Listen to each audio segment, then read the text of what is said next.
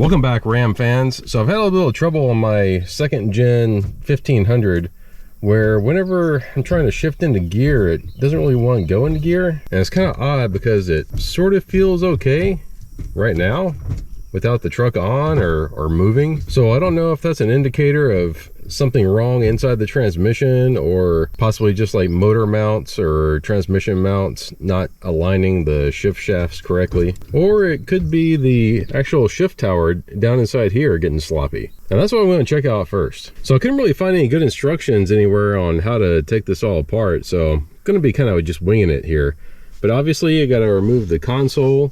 I see like a couple of screws here and there for that already, and I know we got to take the shift knob off. Had to put gloves on to better grip my knob. Yeah, this thing's being a pain in the ass. For some reason, this thing's being really tight here towards the end of getting it off. So I grabbed a strap wrench here. Makes turning it a lot easier. All right, knob's off.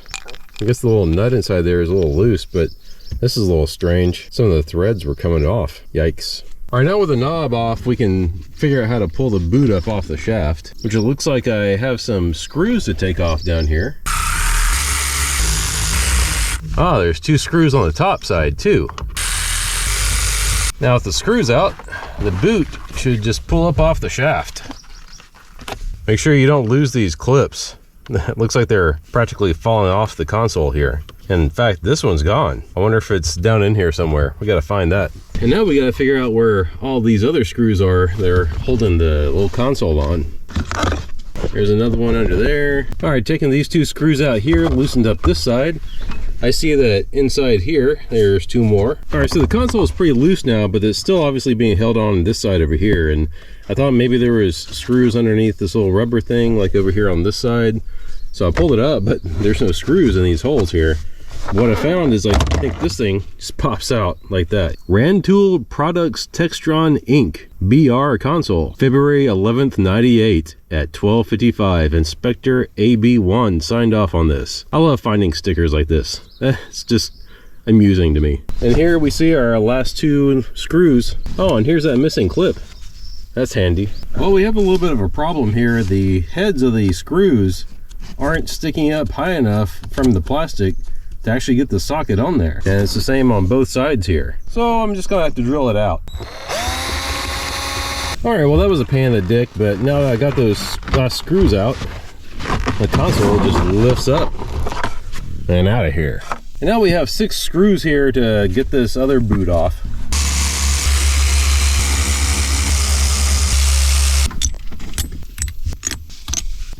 All right, now this ought to just lift off here. I guess it's a little stuck. Sticky, icky, icky.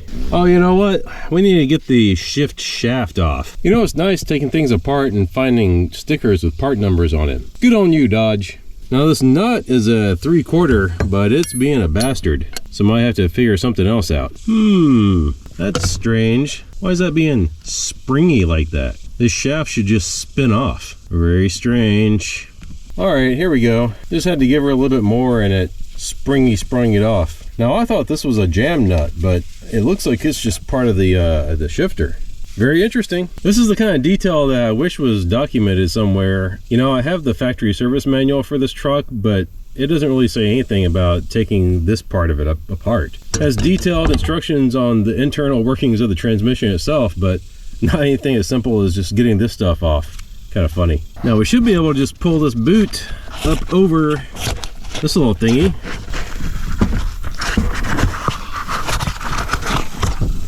And here we see the little sticky seal. We'll keep that right where it is. All right, and here's the shift tower, or sometimes called the shift assembly, or the shift lever assembly. I don't really know, it has a few different names. But to me, it feels like it's pretty tight. I don't know if my shifting problems are actually related to this, but we can go ahead and take it off and give it a better look. It's only held on by 4 bolts here. Yeah, I can smell the transmission oil already. So there was a lot of little dirts and little tiny rocks and stuff all around this thing. So before I got started taking the bolts out, I used my vacuum and cleaned all that stuff up. Because as soon as we take this off, the transmission is going to be exposed. And we definitely don't want any little rocks falling down in there. All right, 4 bolts are out and she just lifts right off. Look at that. Not much to her, right? Yeah, and there you can see, there's the transmission right there. Everything's just in full view. And this part right here rides around in this little cup here, and that's what does the shifting. In fact, you can see the tops of your shift forks right there. Pretty cool. So I'm going to cover this thing with something real quick, and then we'll take this inside and have a better look at it. All right, so here's the little shift lever guy.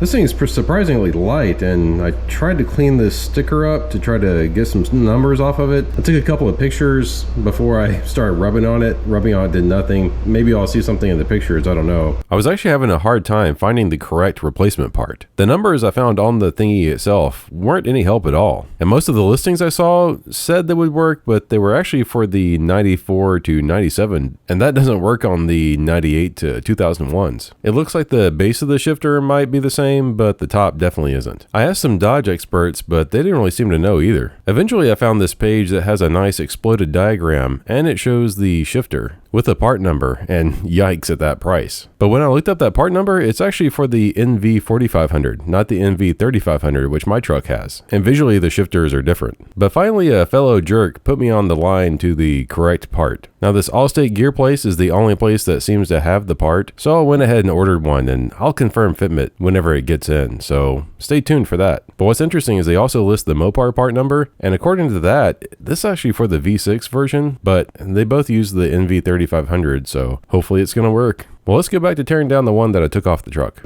It feels pretty darn tight. I mean, it's got a little bit of wiggle to it, but I don't know if that's my problem or not. Yeah, I can feel that little bit of wiggle. The little plastic cup has a little bit of wiggle too, if we can take it off. It was on there nice and tight. The ball looks okay. I guess the plastic looks okay too. I mean, might as well just go ahead and take this sticker off. It's done for. And remember when I was telling you about all the dirt that was around this thing? Whenever I pulled the seal here off, more dirt just went everywhere. I'm glad it didn't go into my transmission and just got all over my workbench instead. There's a number there. Hopefully you can read that. I don't really know what that means, but that might help cross-reference with something. Let's see if we can go ahead and take this thing apart further. This little rubber part should come off. Yeah, this boot just slides right off. I can feel a little bit of play in here, but yeah, I'm starting to think we're not going to find anything wrong in here, but let's just take it apart anyway, just to see how it looks inside. These are T25 Torx. As you can see here, this plate kind of popped up whenever I took the screws out. That's because it's kind of springy. These little tabs right here, they push down on these little springy shim thingies. These little plastic carriers just hold the shift lever in place, and they slide and glide in there. And these little things are really what wears out. You know what's funny is that according to Dodge, these things aren't serviceable. Like, you're supposed to just buy like a whole new thing, but really the only thing that's gonna wear out on these guys are these plastic bits. Now why can't you just buy this little plastic cup and these little plastic bushings and repair this thing yourself? Why do you have to buy the whole thing? Questions for the ages. Well, after getting in here and seeing how not exactly wore out this thing is, I'm starting to think it's not my problem, which is a big bummer because I really didn't want to have to tear into the transmission. Hopefully it's not the shift forks themselves. But hey, now you know how to get the shift tower assembly off the transmission, in case you ever have to replace yours. So I think for right now, I'm just gonna clean this thing up and get everything put back together and put it back on the truck and drive it a little bit more and just see if I have those issues anymore. Be sure to subscribe so you can follow along how I'm gonna continue troubleshooting this issue. And give us a thumbs up if you found this helpful at all. Bye, thanks for watching. See you next time.